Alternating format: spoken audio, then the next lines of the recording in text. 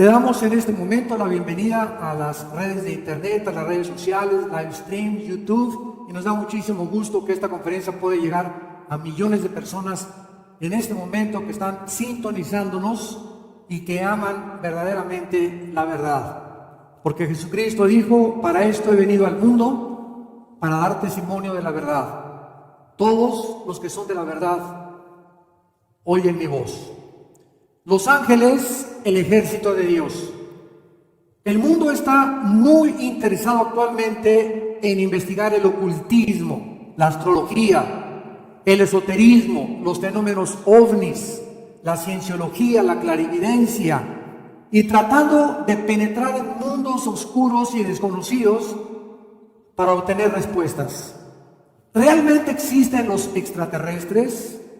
¿Qué es ese fenómeno que se encuentra detrás de los fenómenos ovni? ¿Qué es realmente lo que está sucediendo en el mundo y hasta dónde nuestras capacidades de investigación, tanto en el área científica como en el área académica o física, pueden ayudarnos a descubrir secretos que van mucho más allá del mundo visible que nos rodea? Y que hay un libro que se llama la Biblia, que entre los billones de volúmenes de literatura en el mundo que existen, no hay un solo libro que pueda revelarnos y corrernos la cortina de lo que existe detrás del mundo visible y del más allá, principalmente en el área después de la muerte.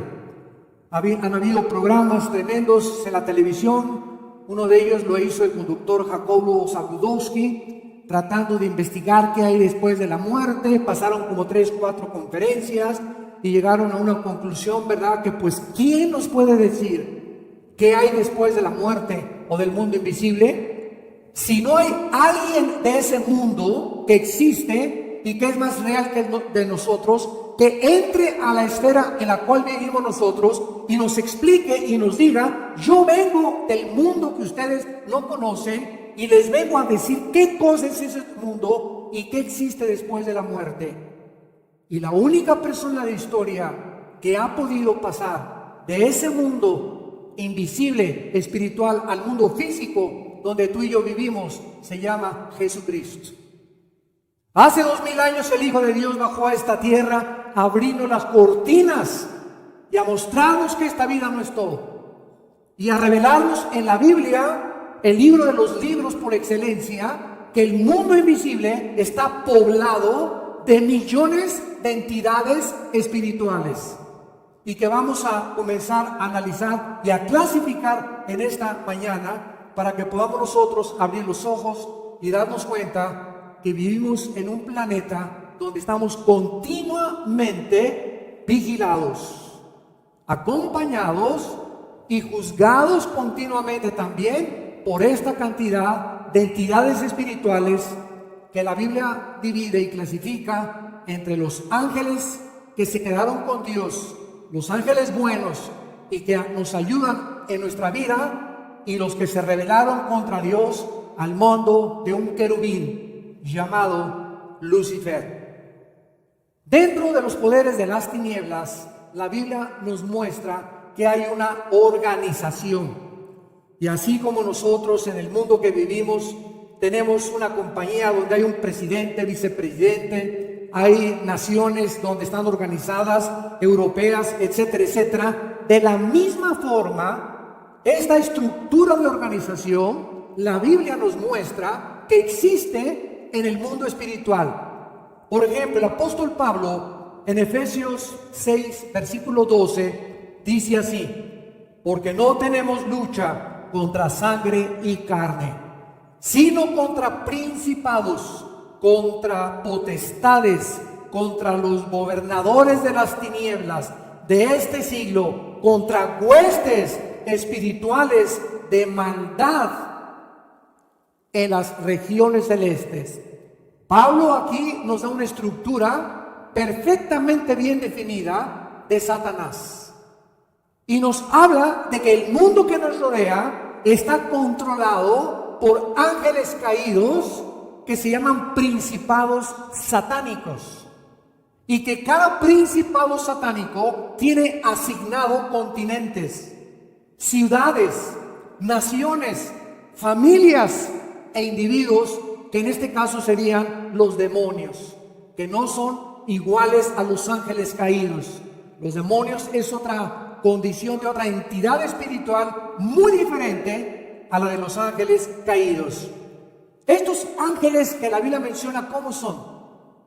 ¿Qué aspecto tienen? ¿Ejercen alguna influencia sobre tu vida, sobre tus hijos, sobre tu trabajo, sobre nuestra nación? ¿Cuál es la misión de ellos? ¿Cómo distinguir los que son buenos y los que son malos? A través de este estudio vamos a responder estas preguntas con ayuda de la Biblia, porque es el único libro, repito, que nos da la información del mundo invisible y de la dimensión desconocida. Vamos a ver en primer lugar esta clasificación de estos seres espirituales. Es un error creer que todas las personas y todos los seres que habitan el universo tienen los mismos cuerpos. Por ejemplo, aquí en el planeta Tierra, los seres humanos tenemos un cuerpo diseñado perfectamente bien para que cuando respiremos, la combinación de oxígeno con nitrógeno y otros gases sean exactamente los gases necesarios para que tus pulmones y tus alvéolos pulmonares puedan funcionar. Si yo me meto debajo del agua, no puedo funcionar porque se necesita otro cuerpo debajo del agua con branquias en lugar de pulmones. Entonces, un cuerpo es el de los seres humanos, otro cuerpo es el de los peces, otro cuerpo es el de los animales para sobrevivir en la selva, en las montañas, en las cañadas, y otro cuerpo es el de las aves. Dice 1 Corintios 15, 39 en adelante: no toda carne es la misma carne. Una carne es la de los hombres, otra carne es la de las bestias, otra la de los peces y otra la de las aves. Y hay cuerpos celestiales y cuerpos terrenales, y una es la gloria de los celestiales y otra es la gloria de los terrenales. Es lógico que si existen entidades espirituales ajenas al mundo que tú y yo habitamos, tengan diferentes cuerpos y no pueden estar sujetos a las leyes de la gravitación, a las leyes termonucleares, a las leyes nucleares, ni tampoco a las leyes del electromagnetismo, que son las leyes que gobiernan el universo donde tú y yo habitamos. Por ejemplo, la ley de la gravitación. Si yo comienzo a caminar ahorita y quiero hacer esto, me voy hacia el suelo, porque la ley de la gravitación ejerce las 24 horas del día y atrae al centro de la Tierra cualquier objeto más pesado que el aire. Cuando Jesucristo ascendió al cielo, en Hechos capítulo 1, los discípulos se quedaron viendo que Jesús estaba venciendo la ley de la gravedad. Cuando Jesucristo atravesó la casa donde estaban Tomás y los apóstoles, completamente consternados, porque en cualquier momento vendría el imperio romano y los soldados tal vez a continuar persiguiéndolos y crucificándoles, Jesucristo, con el cuerpo resucitado, atravesó las paredes. Y cuando Tomás quiso acercarse a Cristo para tocar las manos que habían sido perforadas, porque él había dicho: hasta que yo no toque sus manos y no meta su mano en su costado, no voy a creer. Y cuando Cristo atraviesa con un cuerpo, con una composición molecular diferente a la que tú y yo tenemos, Tomás se acerca y pone las manos en las manos de Cristo y toca algo sólido. Y cuando mete su mano en el costado, tocó algo sólido. En otras palabras, el cuerpo de Cristo, que tiene la composición de los cuerpos espirituales de los ángeles también, son cuerpos que se pueden materializar y desmaterializar a voluntad. La composición atómica de sus cuerpos es diferente a la de nosotros. Ahorita yo agarro la mano y le hago así a este púlpito, y la composición y los átomos que forman aquí el púlpito impiden que los átomos que forman mi mano puedan atravesarlo.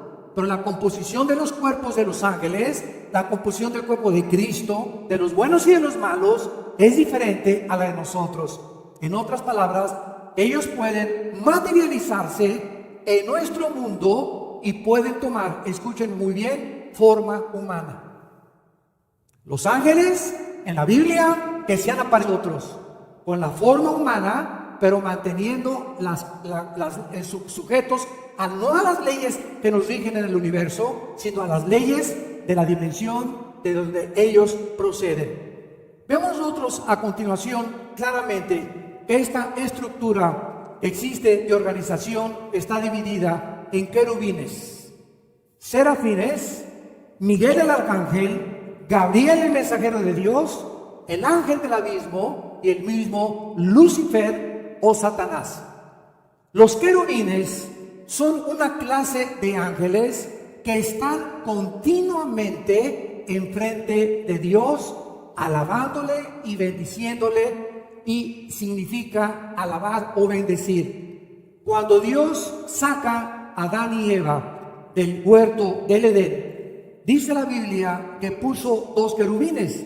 Génesis 3, versículo 24. Echó pues fuera al hombre y puso al oriente del huerto de Edén querubines y una espada encendida que se revolvía por todos lados para cuidar, para guardar, para proteger el camino del árbol de la vida. Adán y Eva habían descompuesto el ADN de sus cuerpos. El momento en que se rebelaron contra Dios, algo genéticamente sucedió con nuestro ADN, con el código codificado que traemos dentro de cada una de nuestras células. Se descompuso y cambió la ecología del mundo y cambió la composición de los seres humanos. Entonces, cuando Adán y Eva se rebelan contra Dios, en ese momento algo comienza en sus cuerpos a suceder, que comienzan a morir celularmente. Comienzan a descomponerse, comienzan a envejecer, comienza el deterioro preciso del envejecimiento. Entonces son sacados de una dimensión que era el huerto del Edén, donde no podían habitar bajo el pecado. Entonces en la puerta del huerto Dios pone a dos querubines con la espada encendida, y desde el principio de la Biblia nos muestra Dios que los querubines estaban guardando la entrada a regresar a Dios por su santidad, y para que regresáramos al huerto de Edén se tenía que cumplir la justicia de Dios, porque Dios es un Dios justo. Ahora bien, tú y yo hemos pecado, porque cuando todos pecamos y fuimos destituidos de la gloria de Dios, ningún ser humano podía regresar otra vez al huerto del Edén, a la presencia de Dios, porque tú y yo hemos pecado. Solo alguien podía pagar esa justicia de Dios, cumplir esa santidad de Dios, que tenía que nacer sin la contaminación con la que tú y yo nacimos, que se llama pecado. Esta es la razón por la cual José no pudo tener relaciones sexuales con María. Y no fue hasta 1860 cuando Gregorio Mendel descubre las leyes de la herencia, que se comienza a entender por qué José no podía tener relaciones con María. ¿Por qué el Hijo de Dios tenía que nacer diferente a como tú y yo nacimos? Tenía que nacer de una virgen. ¿Cuál era el problema entonces para que él naciera diferente a ti y a mí? Muy simple, cuando se descubre en 1954 por el doctor Watson y el doctor Crick, que descubre la hélice del ADN del ácido desoxirribonucleico, comienza el programa del genoma humano a descubrir que la mujer, ¿verdad? Aunque esto ya se sabía, no se tenía claramente especificado la razón del nacimiento de Cristo. La mujer tiene cromosomas XX. El hombre tiene cromosomas YX. La mujer no trae Y. Es el varón el que trae el cromosoma Y. Muy bien. Todos los que somos varones hemos nacido porque cuando mi papá y tu papá se unieron con nuestra madre, el cromosoma Y fue el que fertilizó el óvulo de mi mamá, porque es el cromosoma Y, el género masculino. Esto es interesantísimo, porque antes de que la genética se descubriera, aquí estaba en la Biblia, con cientos de siglos de anticipación, demostrando que la Biblia es un libro inspirado sobrenaturalmente por Dios. Es más moderno que la ciencia de mañana en la mañana y que los periódicos de mañana en la mañana. Entonces José no podía unirse con María, porque el cromosoma Y de José, como el de todos los hombres desde Adán hasta nuestros días, hemos nacido con una enfermedad infecciosa que William Shakespeare le llamó el defecto trágico. Carlos Marx, la lucha de clases. Sigmund Freud, el medio ambiente y la sexualidad. Y así han tratado de determinar cuál es el problema de por qué los niños cuando nacen nunca se les enseña a portarse mal. Tú le enseñas a tus hijos a portarse bien, porque desde que nacemos traemos en nuestra naturaleza el mal. Y esto lo comprueba el diagnóstico que la Biblia nos deja desde hace cientos de siglos de anticipación. La maldad la traemos arraigada en el corazón. Y hemos inventado las religiones, sistemas, ¿verdad? Como Alcohólicos Anónimos y Neuróticos Anónimos, Marihuanos Anónimos, y cuántas cosas están inventando para tratar de solucionar por lo menos o mejorar la condición en la cual tú y yo nacimos. Pero de acuerdo a este libro, no hay más que una sola persona que puede arreglar, sanarnos con la medicina que se llama la sangre de Jesucristo. Es la sangre de Jesús, la medicina que Dios determinó para que tú fueras sanado y para que yo fuera sanado. La psicología, la psiquiatría, la sociología son ramas académicas que buscan el origen de la maldad. Sigmund Freud buscaba, hipnotizando a sus pacientes de neurastenia, que el inconsciente con el subconsciente, con el inconsciente, poder traerlos al subconsciente para sanarlos, etcétera, etcétera, creyendo que el problema está en la psique. Y va más allá de la psique el problema humano. Cuando la psique está enferma con psicopatías, con psicosis, con neurastenias, con esquizofrenias, los mandamos con el psiquiatra. ¿Y qué hace el psiquiatra? Darles puros chochos, puros pastillas tranquilizantes. Tú vas a un hospital psiquiátrico y todos los que están recluidos en un hospital psiquiátrico, no se puede tener ninguna terapia para esta condición del ser humano, más que tranquilizantes y pastillas o medicinas, porque no hay otra manera de manejarlos, porque el ser humano no tiene la capacidad de cambiar las enfermedades mentales de los seres humanos, más que controlarlas por cierto tiempo. Venimos a la Biblia y nos da Dios la medicina y nos muestra que Él es el único en cambiar a un psicótico en una persona normal, un esquizofrénico, un paranoico en una persona que pueda comenzar a usar su mente de una forma ecuánime y razonable, porque este es el mensaje del Evangelio de la gracia de Dios en Jesucristo. Entonces los querubines representan la espada, la justicia y la santidad de Dios.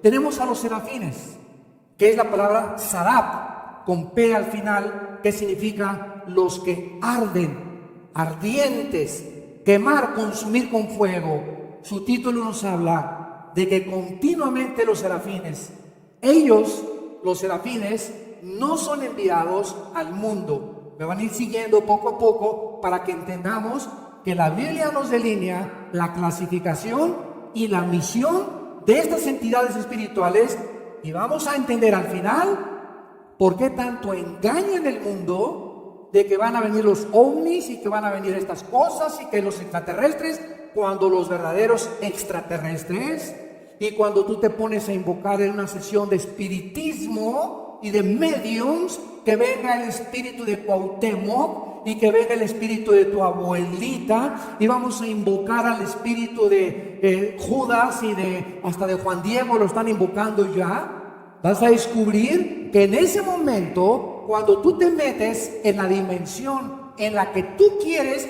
comunicarte con esos espíritus, la comunicación que tú tengas con esos supuestos espíritus son demonios que tienen miles de años observándonos y conociéndonos, y que conocen y pueden imitar a la perfección la voz de tu abuelita y la voz de tu papá.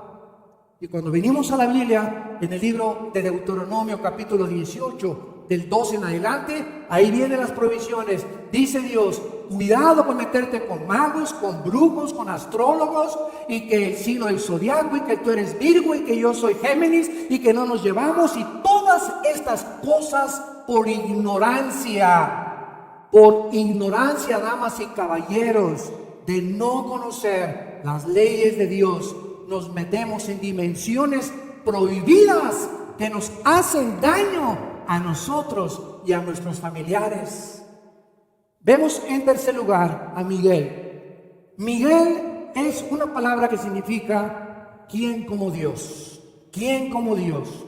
Y este es el arcángel más usado por Dios en la Biblia. Por ejemplo, en el libro de Daniel, capítulo 12, versículo 1, vemos a Miguel, que ahora en los próximos años, cuando venga la tribulación sobre este planeta, que ya han comenzado los dolores de parto, con todos los cambios ecológicos y los inviernos y los tsunamis y los terremotos y la confusión que existe actualmente en el planeta, es el inicio de lo que se viene en los próximos años.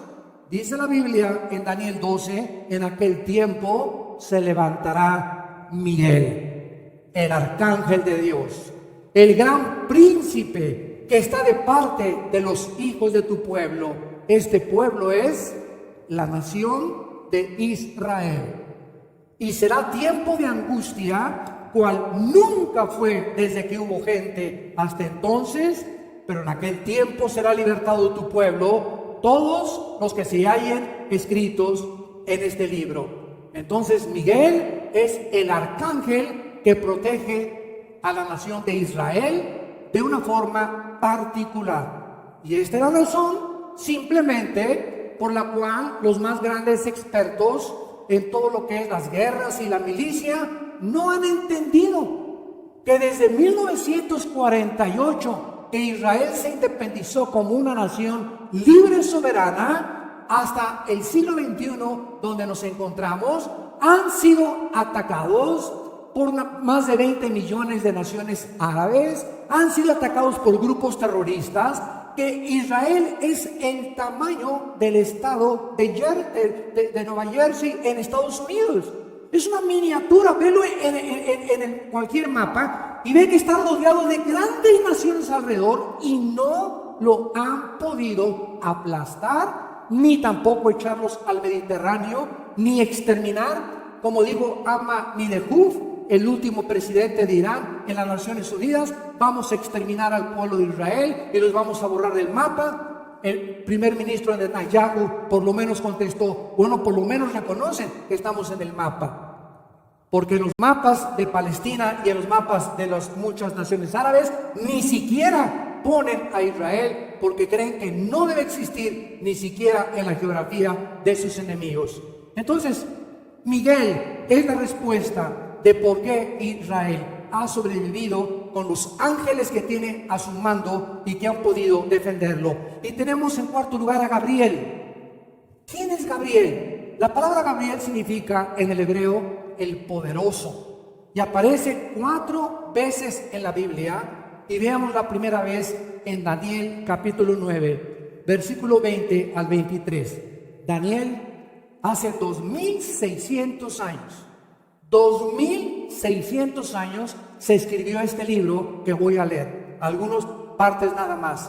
y se encontraba exiliado en el imperio babilónico bajo el rey Nabucodonosor. Y entonces se le aparece el ángel Gabriel.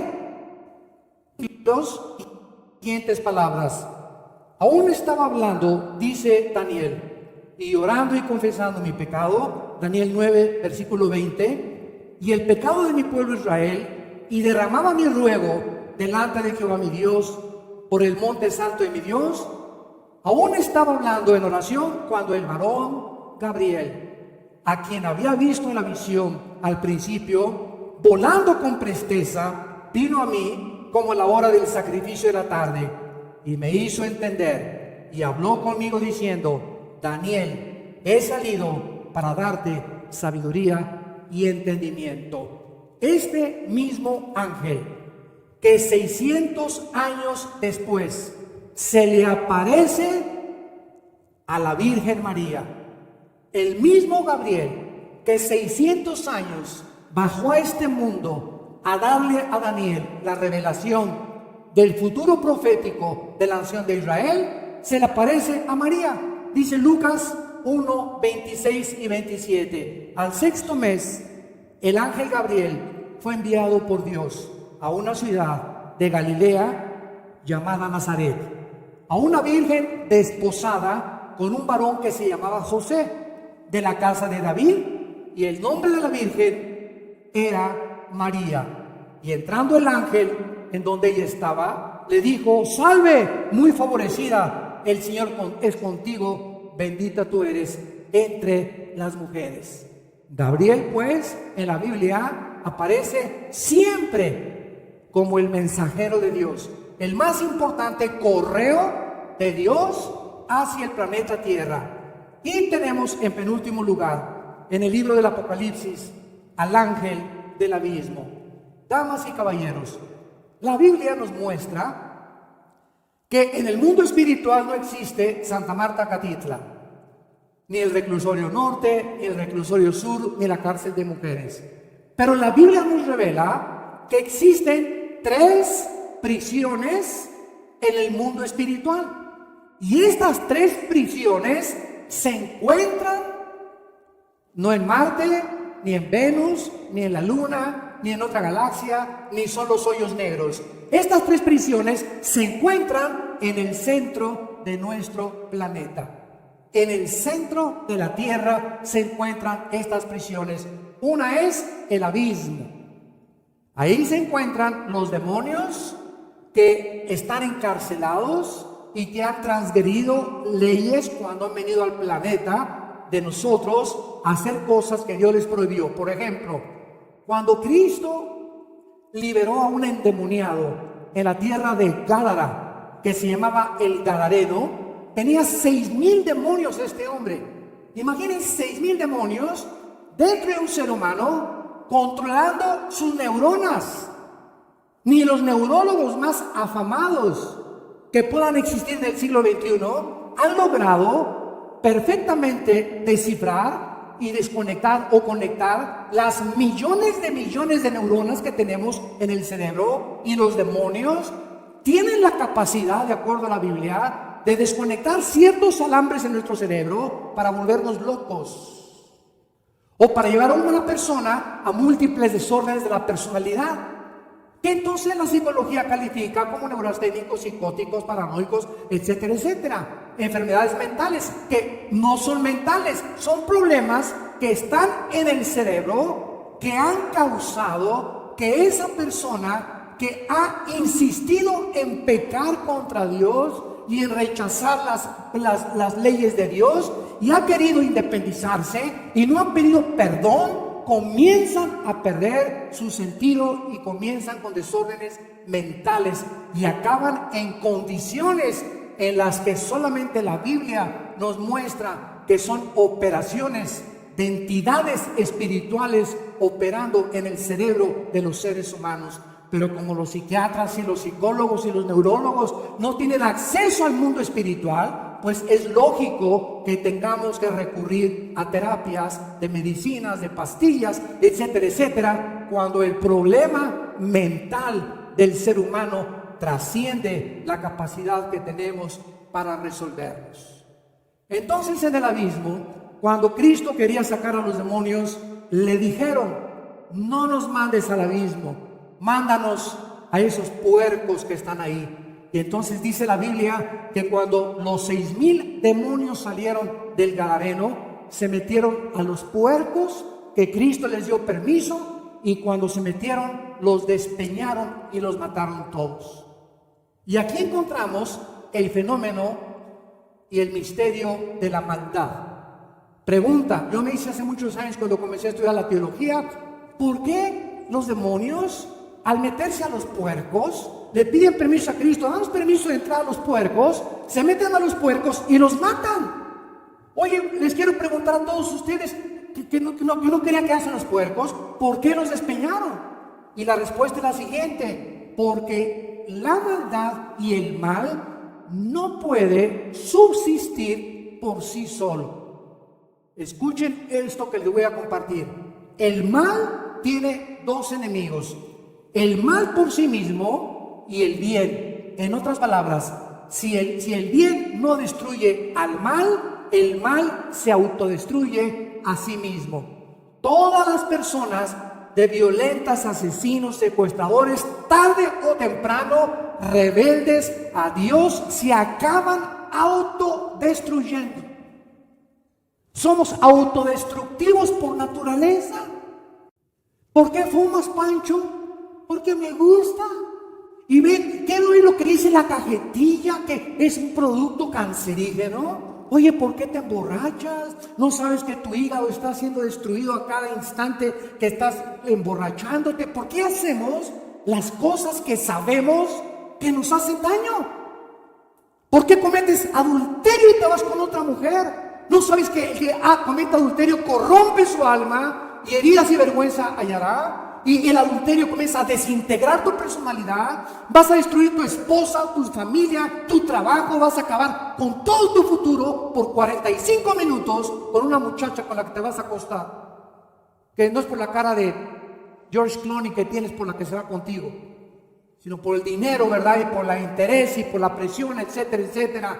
Pero vemos que hacemos cosas los seres humanos y tomamos acciones que tienen consecuencias para bien o para mal. Y si nosotros pensáramos antes con la claridad que la Biblia nos puede ayudar a pensar, de antes de tomar una decisión, saber las consecuencias que acarrearían, no lo haríamos dos veces. Pero muchos de ustedes sufren no porque Dios los quiera hacer sufrir, sino por decisiones que tú has tomado en tu vida en el pasado y que las consecuencias las estás pagando ahorita. Y si tú no te arrepientes en esta oportunidad que Dios te da de invitar a Cristo a tu vida irá de mal en peor. Entonces el abismo es la prisión de los demonios. En segundo lugar, tenemos el Tartarus, que dice en 2 de Pedro capítulo 2 versículo 4, se tradujo como el infierno. Pero el Tartarus es la prisión de los ángeles caídos, que en el tiempo de Noé, Génesis capítulo 6, se metieron a pervertir la genética humana de las mujeres. La Biblia nos revela que hace aproximadamente 4,500, 5,000 años, estas entidades espirituales tienen acceso a las neuronas, a los nervios ópticos de los ojos, nos pueden hacer crear alucinaciones. Pueden meterse a las cuerdas vocales. Los endemoniados se caracterizan porque les cambia inmediatamente la voz y tiene una voz más ronca y te hablan así. Ya sabes quién es, ¿verdad? Se pueden meter a los músculos, se pueden meter al hígado, al estómago, a los alvéolos pulmonares. Pueden cambiar el ritmo cardíaco porque la misión de los demonios es atormentar a los seres humanos. Al diablo se le llama el atormentador y quieren atormentarte. No vas a pasar de perico perro, te dicen Gutierritos y todo tu futuro está, no te vas a casar nunca con nadie, nunca vas a salir ni vas a prosperar, mátate mejor, toma una puerta mucho más fácil, mejor roba o miente o comete fraude o mata o asesina. Y estos pensamientos que van a tener consecuencias de tu propia autodestrucción, la Biblia dice que tienen influencia en el mundo espiritual. Y que necesitamos blindar nuestra vida y nuestro cerebro y nuestros pensamientos contra estas entidades que continuamente nos tratan de atormentar. Y tú lo ves en el mundo del siglo XXI en que vivimos, ve el mundo como está alrededor. Ya hay una depravación increíble moral y se le llama bueno a lo que es malo. Injusticias ni siquiera se podía mencionar. Las miles o millones de injusticias que diario se cometen en los juzgados, en las cárceles, en los gobiernos, en todos los ámbitos del ser humano. Ve nada más cómo se encuentra el mundo. Mira los gobernantes que tenemos actualmente en el mundo, como el show de Norcorea, completamente desquiciados, queriendo provocar una guerra mundial. Grupos como los de ISIS, que ya no son un grupo terrorista, son un grupo genocida, locos completamente, que se deleitan en cortar la cabeza y que los niños comiencen a patear las cabezas que les cortan para desensibilizarlos y crear una raza de robots asesinos. ¿A dónde hemos llegado? ¡Qué increíble la maldad del ser humano! Pero estamos completamente insensibilizados porque no nos damos cuenta que estamos rodeados de entidades espirituales que nos quieren destruir. Y Cristo vino a destruir las obras del diablo. Y tu matrimonio y tu familia y tus hijos nunca podrán estar seguros sin que podamos entender esta guerra espiritual, porque nuestra lucha no es entre nosotros, es contra ellos. Y tenemos en tercer lugar el infierno, que se encuentra en el centro de la tierra también. El abismo, el Tartaros y el infierno. En el infierno no hay demonios. En el infierno se encuentran única y exclusivamente los espíritus de los seres humanos que si tú te mueres hoy en la noche sin Jesucristo, tú desciendes, tu cuerpo lo entierran, lo creman y mientras tanto te van a hacer una estatua. Mira qué padre cantó, ¿verdad? Y eras un borracho, parrandero y jugador en tu vida privada. Pero como artista, como deportista, como político, aquí el mundo alaba las cosas que hicimos por afuera, pero las cosas del corazón, como fuimos realmente en la intimidad, solo Dios las conoce. Y los que mueren bajo estas condiciones, desciende su espíritu y su alma al infierno, al centro de la tierra. Entonces, estas tres prisiones que se encuentran en el mundo espiritual son tan reales como las prisiones que tenemos en el mundo que nosotros, tú y yo, podemos vivir. Ahora, veamos en último lugar la realidad de estos ángeles. Todos sabemos que nuestro sistema solar es un puntito insignificante en un océano de planetas, de estrellas, de hoyos negros. Los astrónomos concluyen y están de acuerdo que son billones de galaxias a más de 100, 150, 200 millones de kilómetros y años luz de nuestro sistema solar. El ser humano siempre se ha preguntado, ¿habrá vida en alguna otra galaxia? ¿O seremos nosotros el único planeta habitado? ¿Qué dice la Biblia? ¿Quién nos los podrá revelar? ¿Podremos nosotros algún día, nos preguntamos, diseñar las famosas guerras de las galaxias y las películas que llenan todos los centros de atracción y diversión, crear una nave que pueda llegar, deja toda la galaxia después de Plutón, a Marte por lo menos, y regresar a la Tierra? Hace algunos años, el más grande científico, físico, matemático del siglo XX, llamado Alberto Einstein, descubrió la famosa fórmula E igual a mc al cuadrado. La energía es igual a la masa multiplicada por la velocidad al cuadrado. Y Alberto Einstein le mandó una carta al presidente Roosevelt diciéndole: es imposible que el ser humano conquiste el espacio. Y comenzaron todos los astrofísicos a preguntarse por qué. Y Einstein dio la respuesta y dijo, por dos causas principales. Una, la velocidad, y dos, el tiempo. Si una nave sale del planeta Tierra a Marte mañana y el astronauta tiene 35 años de edad y la esposa 30 años de edad, o sea, le lleva 5 años de edad, el astronauta llegaría más o menos en años luz, y cuando regresara, su esposa tendría el doble de edad.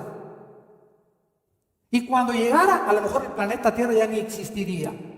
¿Por qué? Porque la dimensión del tiempo, que está comparada y el espacio, la materia y el tiempo, está relacionado con el movimiento de la Tierra alrededor del Sol. Y tú sales del planeta Tierra y el tiempo en el espacio no pasa igual que aquí. Y la velocidad de la luz, 300,000 kilómetros por segundo, jamás podríamos nosotros alcanzar ninguna civilización que fuera de Marte, ya vamos a decir Plutón o Saturno, porque la velocidad destruiría y nos trataríamos más de 100 millones de años luz. Pero seguimos, como decía Dion Teofilito, con sueños de opio. Todavía haciendo, ¿verdad? No, vamos a conquistar el espacio y las películas y esto y el otro. Espérame tantito, pero si vamos a arreglar primero nuestro planeta. Mira nada más en qué condiciones se encuentra el planeta Tierra. Estamos, damas y caballeros, en el siglo XXI, con toda la tecnología y todos los descubrimientos científicos, a punto de una tercera guerra mundial. Nunca se han vuelto a armar las naciones como Estados Unidos, Afganistán, la India, Inglaterra, Rusia, con las armas nucleares que ahorita están comenzando a rearmarse después de la Guerra Fría que terminó en 1989. Está otra vez el mundo volviéndose a armar nuclearmente. Y no son juguetes, las van a usar, porque de acuerdo a la Biblia, en la primera guerra nuclear que viene ahorita, que no es la tercera guerra mundial, la próxima guerra que ahorita venga, tal vez este año o el próximo año, en Apocalipsis 6, en el cuarto sello, la Biblia profetiza que morirá una cuarta parte de nuestra población mundial. ¿Cuántos somos ahorita en el mundo? 7,5 billones de seres habitantes. Los que habitamos casi las 200 naciones del globo terráqueo. Si calculamos una cuarta parte, estamos hablando cerca de 2 billones de personas que desaparecerían en las primeras bombas que van a comenzar a aventarse, tal vez Corea del Norte, tal vez Rusia, tal vez Inglaterra, tal vez Estados Unidos, o tal vez los locos que están poblando y gobernando las naciones donde tú y yo vivimos. Estamos al borde de nuestra destrucción. Estos ángeles al servicio de Dios y los ángeles caídos están divididos en los buenos y en los malos. Todas estas criaturas fueron creadas por Dios moralmente, para que cuando Dios la creó no haya tenido la libertad de escoger entre el bien y entre el mal. Alguien me preguntaba una vez, ¿Dios no es todopoderoso? Claro, amén. ¿Y Dios no tiene el poder de hacerle así al diablo y ya se acabó el mal? Claro que sí lo tiene. ¿Y por qué no lo hace? Yo le pregunté a esta persona que una vez en un elevador me hizo la pregunta, y le dije, dale gracias a Dios que Dios no ha acabado con el mal, porque comenzaría contigo. Por su misericordia y su paciencia, Dios está esperando a que tú te arrepientas y dar gracias a Dios que no te has muerto, los que escuchan esta conferencia. Porque es por la gracia y la misericordia de Dios que Dios te permite escuchar estas palabras de la Biblia. Esto no son mis verdades, ni mi ideología, ni mi filosofía. Estoy abriendo el libro de los libros, empolvado en tu casa, olvidado por la humanidad, para poder sonar como una campana de alarma y llamarnos al arrepentimiento. Dios no quiere que tú mueras sin Jesucristo en tu corazón. Todas estas criaturas que Dios creó, las creó moralmente responsables. Otra respuesta es la que dio San Agustín, y de Hipona, uno de los grandes teólogos de los primeros siglos de la época cristiana. Agustín le dijo a un grupo de estudiantes, cuando Dios iba a crear el universo, tuvo 3 opciones. Una, no crear nada. Así Dios pudo haber dicho, no voy a crear nada, Padre, Hijo y Espíritu Santo, no necesitamos a nadie ni a nada, porque es Dios. Él no puede tener necesidades como tú y como yo. Número 2, Dios pudo haber creado un universo donde no hubiera pecado, donde no hubiera habido rebelión jamás. Y número 3, en su infinita sabiduría, que trasciende nuestra capacidad de entenderlo, Dios permitió que el mal entrara en el universo que Él creó. Y la pregunta que Agustín hizo fue la siguiente: si tú fueras Dios, ¿cuál opción hubieras escogido? Uno dijo: yo de plano mejor nada. Entonces Agustín le contestó: mira, cuando alguien dice mejor Dios no hubiera creado nada, es una pregunta que no puede sostenerse filosóficamente, porque nunca nadie puede decir que la nada es mejor que lo algo. Y si Dios no hubiera creado nada, jamás el universo ni sus criaturas hubieran conocido lo que es el amor, lo que es el perdón, lo que es la misericordia, lo que es la libertad de amar sin tener coerción de ninguna otra influencia externa. Número 2, otro contestó: no, pues yo si fuera Dios no hubiera creado, ¿verdad? Que todos fuéramos peace and love, palomitas y peace and love, y no hay maldad ni pecado en el mundo. Muy bien, le contestó Agustín y les dijo: este universo hubiera sido un universo de robots. Dios pudo haber creado robots, darnos cuerda y que todos reaccionáramos sin ninguna motivación ni ningún impulso interior. Pero Dios le agradó crearnos con la libertad que sus criaturas, desde los ángeles hasta nosotros, pudiéramos escoger entre el bien y entre el mal. Y Dios se arriesgó permitiendo que la maldad entrara al universo, porque Él no es el creador de la maldad. Escúchame muy bien: la maldad surgió cuando el hombre abusó de su libertad. ¿Qué es la maldad? El abuso de la libertad que Dios nos dio. Y se lo voy a explicar en términos más sencillos. Yo estoy como juez y le digo al Pitirijas Chivas Lujas: Pitirijas, eres libre. Ya estuviste aquí 10 años en prisión, eres libre. Y el Pitirijas sale: gracias a Dios, viva Zapata, espérame, le dice el juez. Pitirijas, no confundas la libertad con el libertinaje.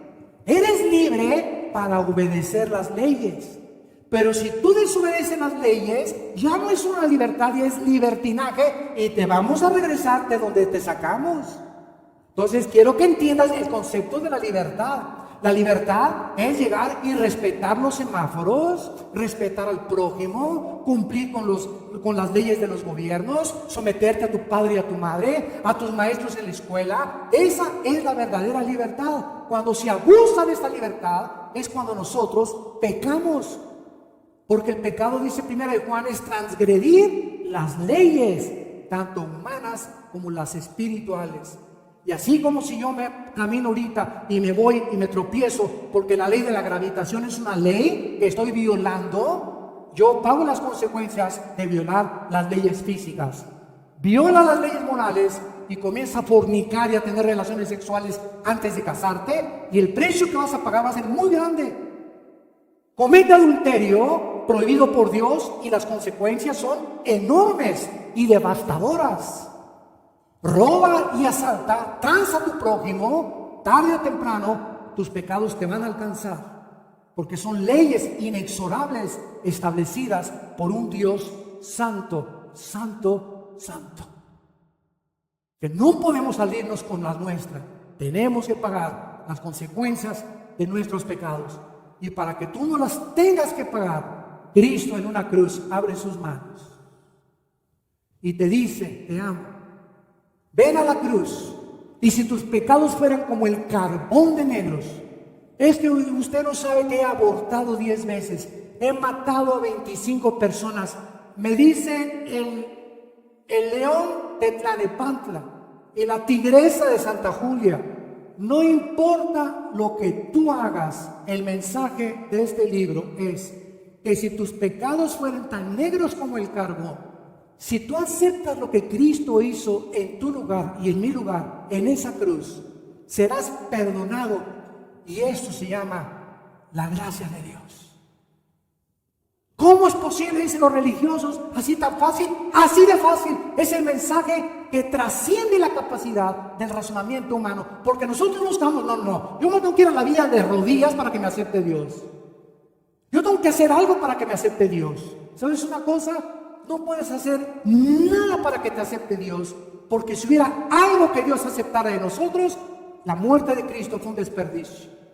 Él lo hizo todo en nuestro lugar. Y una vez que aceptas a Cristo, Él nos da el poder de hacer para Él con la motivación verdadera para agradarle y vivir cerca de su presencia.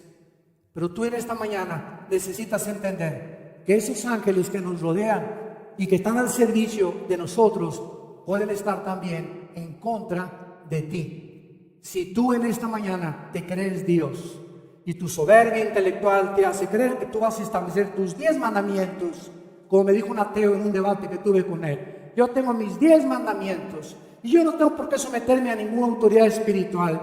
Tengo la capacidad y esta soberbia intelectual que raya en la locura, porque es una locura que alguien se atreva, semejantes chinches, renacuajos de agua puerca, levantarse contra el creador del universo y ponerlo en un asiento y tú convertirte en juez y tú juzgarlo sin entender que las razones que se encuentran en las cosas que hizo Dios se encuentra su sabiduría.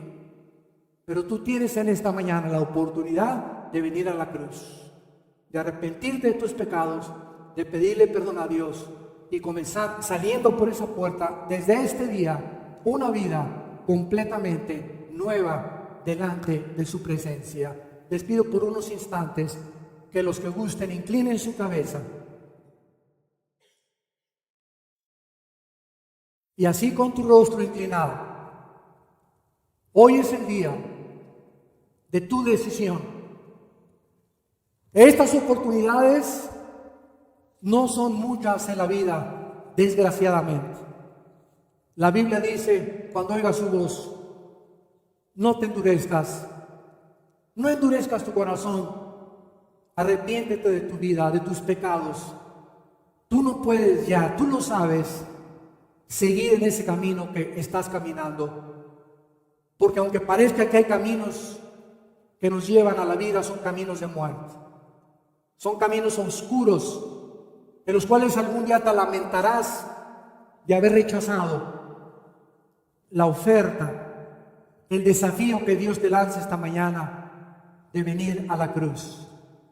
No te invito a que vengas a ninguna religión, te invito a que vengas a una cruz, donde hace 2000 años el Hijo de Dios, Jesús de Nazaret, abre sus manos, coronado de espinas, con clavos en sus manos y en sus pies, diciéndonos que nos ama, porque de tal manera, dice la Biblia, amó Dios al mundo, que nos dio a su Hijo unigénito, para que cualquiera de ustedes que en esta mañana, ustedes que nos ven también por las redes sociales, crean en Él, no se pierdan, mas tengas la vida eterna.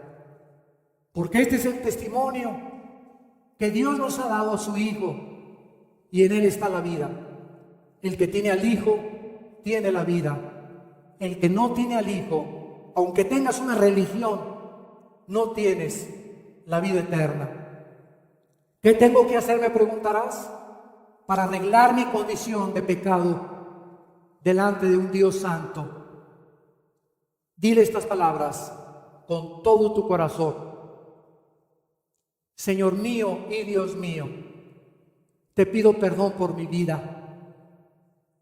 Reconozco en este instante que mi vida es de pecado ante tus ojos y que yo no tengo la capacidad para cambiarme.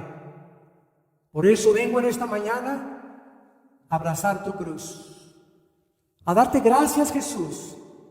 Esta vida de pecado que yo he vivido, tú la llevaste en tu cuerpo.